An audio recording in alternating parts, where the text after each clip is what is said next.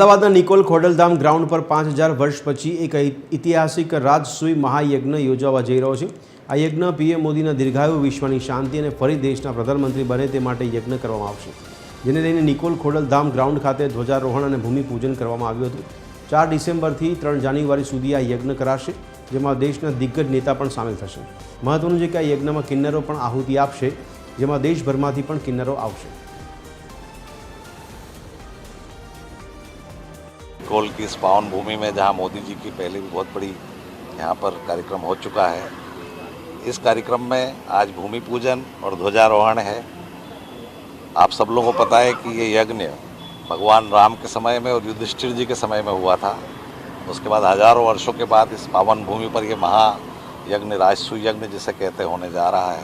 संतो, महंतो અને વિશેષ કિન્નરો દ્વારા આજે મહાન વિશાળ રાજયસ મહાયજ્ઞનું પ્રારંભ કરવામાં આવ્યું છે। એ આયોજન માટે હું સૌને અને એની સાથે પુનઃ સંસ્કાર ફાઉન્ડેશનને પણ અભિનંદન પાઠવું છું। અને જે આ મહાયજ્ઞનું જે આયોજન છે એ અમે સૌએ આવકારીએ છીએ।